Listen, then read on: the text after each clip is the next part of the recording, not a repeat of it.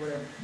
Donc, dans le cadre du séminaire des récits de voyage comme source d'histoire, j'ai choisi de travailler sur le journal de voyage de Jean Chardin en Perse.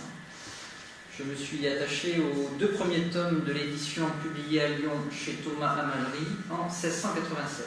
Donc vous avez ici un exemplaire, c'est la version de poche de l'époque. Et plus précisément, l'une des eaux-fortes qui illustre le séjour de Jean Chardin à Erevan, à l'époque place commerciale de première importance en Arménie. Dans une première partie, je vais évoquer la figure de ce marchand, voyageur et écrivain français, puis je vous exposerai son arrivée et sa découverte d'Erevan, ce qui nous permettra d'étudier le regard que ce voyageur protestant porte sur la situation politique de l'Arménie, et également les considérations religieuses qu'il partage avec le lecteur. Première partie, le goût de l'Orient, un marchand et voyageur huguenot au XVIIe siècle, Jean Chardin. Vous avez derrière moi, si j'arrive à... Vous avez donc son portrait ici sur la page de gauche, un portrait assez sérieux, sévère. Et sur la droite, donc la page de titre avec plusieurs allégories. Mercure, dieu des voyageurs et du commerce, une allégorie de la gloire. Et en contrebas, un persan en grand habit. Et sur la droite, un habitant de la Colchide. Issu d'une famille protestante, Jean Chardin est né en 1643 à Paris. Fils d'un bijoutier, il était initié très tôt au commerce et à la science des gemmes. Intelligent, habile et ambitieux, il entreprend un premier voyage en Perse et en Inde dès 1665 afin d'y faire le commerce de diamants. En 1666, il s'embarque pour un second voyage pour la Perse, où il va demeurer pendant 2 ans. Il en profite pour être présenté au Shah de Perse, Abbas II, qui va lui décerner les qualités de marchand du roi et d'orfèvre de la cour. Chardin est de retour en 1670.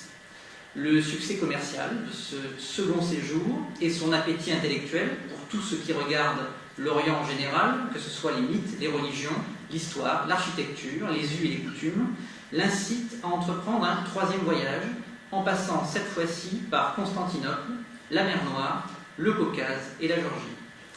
C'est ce 3e voyage qui va être consigné et publié. Il part de Paris donc en août 1671 et parvient à Ispahan, capitale de la Perse, en juin 1673. Il va rester 4 ans sur place et ne regagne l'Europe qu'en 1680. Son attachement à la religion réformée et les vexations dont sont victimes les Huguenots dans le royaume de France l'incitent à s'établir en Grande-Bretagne à son retour, où le roi Charles II l'anoblit et le nomme bijoutier de la cour. Dans la foulée, il est également nommé représentant de la Compagnie anglaise des Indes orientales. Fin observateur, Chardin a durant ce 3e voyage scrupuleusement tenu son journal. La densité de matériaux rassemblés en fait un corpus unique pour la description des pays d'Orient au XVIIe siècle. Il va publier en 1686 2 tomes relatant son voyage en Perse. En 1711, il les complète par 2 tomes supplémentaires, constituant ainsi l'édition définitive, 4 tomes. Il meurt à Chiswick, près de Londres, en 1713. Un mot sur ce goût de l'Orient. Loin d'être un cas isolé, Chardin s'inscrit dans une tradition du voyage en Orient, dont le représentant le plus célèbre est un de ses contemporains, un certain Jean-Baptiste Tavernier d'Aubonne. Nous pouvons nous demander l'influence que ce Tavernier a pu avoir sur Chardin et s'ils se sont jamais rencontrés, car il existe entre les deux plusieurs similitudes. Ils sont protestants, ils sont joailliers et empruntent les mêmes routes en Orient. Et ils sont également des chroniqueurs et publient leurs voyages. La qualité des textes accompagnés de gravures nombreuses font tout l'intérêt de cette publication. Les regards conjugués du voyageur et de l'artiste font l'image.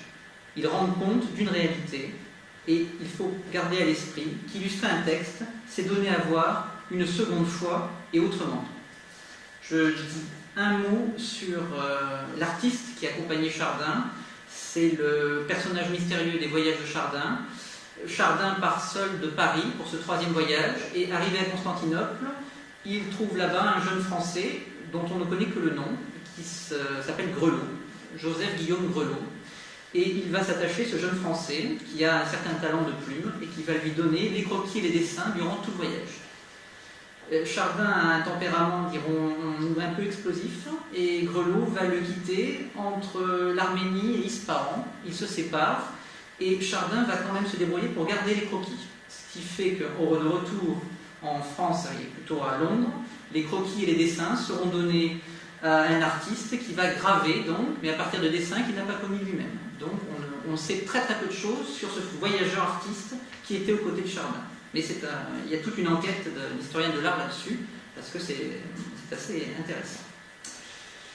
Le 7 mars 1673, après un trajet pénible à travers des montagnes enneigées, Jean Chardin arrive à la tombée de la nuit à Erevan. Le premier regard du voyageur est sans concession. Erevan est une grande ville, mais laide, sale, dont les jardins et les vignes font la plus grande partie, et qui n'a nul beau bâtiment. On n'en dira pas davantage de la situation de la ville, et on n'en parlera point de sa figure. Le plan qui est à côté suffit pour vous en donner l'idée. Voici donc le plan de la ville d'Erevan, à partir donc du dessin de Grelot, et sur une gravure gravée à Londres, donc en 1686. Je vous ai mis les points intéressants en rouge. Donc, on a donc une cité qui est construite au milieu d'une plaine, complètement ceinturée par une chaîne de montagnes. Vous avez un précipice qui est sur la partie ici supérieure, un premier fleuve à ce niveau, un second ici. On a une forteresse donc, qui est un peu à l'extérieur de la ville et à l'aplomb du précipice, la vieille ville, donc forteresse et fortin. Ce sont deux espaces qui sont complètement occupés par les Persans. Et c'est ce qu'on va voir dans quelques instants. Chardin arrive dans un espace qui est un espace sous occupation. On est dans un territoire et une ville occupée. Les points en rouge donc sont ceux que Chardin a pu visiter dans cette vieille ville d'Erevan. Vous avez des caravansérails, les grandes places que l'on appelle les meydans. Ici donc une ancienne mosquée, une tour ruinée avec des signes mystérieux qu'il est impossible de déchiffrer, et une seconde église ici. Il y aura un dernier point que nous verrons tout à l'heure, un peu en hauteur, j'y viendrai dans la seconde partie. Derrière une forme de naïveté de la représentation européenne, avec sa perspective cavalière, les voyageurs témoignent de l'organisation de la cité d'Erevan et de son partage en espaces, architecture et communauté. Donc, je vous ai présenté les espaces d'architecture, les communautés partagées par croyance, la ville a ses quartiers chrétiens, donc ce sont les Arméniens, et mahométans, ce sont les Perses. Et il y a effectivement pour ces deux communautés des aires géographiques spécifiques qui sont visibles notamment. Les mahométans sont dans la forteresse, le fortin, et occupent également les mosquées. Et les chrétiens sont dans la basse ville et également dans les églises et les monastères. C'est très visible sur la cartographie de Chardin. Ce que raconte aussi donc cette topographie du clivage, c'est l'histoire tragique de l'Arménie de l'époque, car depuis 1639, le territoire arménien est partagé entre deux puissances belligérantes. L'Empire ottoman à l'ouest, qui a annexé donc l'Arménie occidentale, et l'Empire perse à l'est, qui a annexé l'Arménie orientale. Nous sommes donc en Arménie orientale, et ce sont les Persans donc, qui mènent la danse. Chardin, d'ailleurs, y voit deux cités côte à côte. Il dit de la forteresse, donc en haut à droite, la forteresse pourrait passer pour une petite ville. Elle concentre l'essentiel des pouvoirs et de l'activité commerciale. C'est un espace exclusivement réservé à la communauté persane et entièrement sous son contrôle. On y trouve le palais où réside le gouverneur, une garnison de 2000 hommes, 800 maisons et tous les sujets persans. Autre preuve de cette occupation militaire, le fortin qui domine la ville et qui abrite 200 soldats. Les Persans, force d'occupation, vivent retranchés derrière les murailles de la forteresse et du fortin, toutes deux, ces murailles garnies de canons qui battent la ville. Enfin, des commerces et des boutiques se situent au cœur du même lieu, la forteresse, les marchands arméniens étant tenus d'évacuer la place et de retourner dans leur maison, dans la ville basse, à la nuit tombée, ce qui permet donc aux Persans d'avoir un contrôle sur le trafic des marchandises. Chardin, marchand, possède un contact à Erevan. j'allais descendre à Erevan au logis d'un Arménien de mes amis, nommé Azari. C'est un indice important que la mention de ce marchand arménien qui est en affaire avec Chardin. Il prouve que les routes commerciales entre l'Orient et l'Occident fonctionnent bien et rappelle aussi que depuis 1669, Colbert a autorisé les Arméniens à s'établir à Marseille afin d'y commercer. Et avec le temps, cette communauté chrétienne expatriée pour cause de guerre devient un intermédiaire incontournable pour le commerce et entre les terres d'Orient et les capitales occidentales. Le gouverneur perse, apprenant l'arrivée de Chardin, lui propose immédiatement de venir résider au palais, ou bien au caravansérail qu'il a lui-même fait édifier. Chardin répond « Je choisis le caravansérail parce qu'il n'y a point de lieu plus sûr et parce qu'on n'y manque jamais de compagnie, à cause qu'il y a des marchands de tous les endroits de l'Asie et qu'il y aborde chaque jour des voyageurs. » Sous le regard des soldats perses, Chardin, le lendemain, part explorer la vieille ville et ses abords. Église, monastère, tout est décrit avec précision. Il en résulte une impression de guide de voyage, ce qu'il faut contempler, ce qui ne le mérite pas. Ce qui frappe également à la lecture de ces lignes, ce sont les monuments du passé arménien, souvent édifiés du temps où l'Arménie était un royaume indépendant, qui sont regardés comme des vestiges brisés et abandonnés.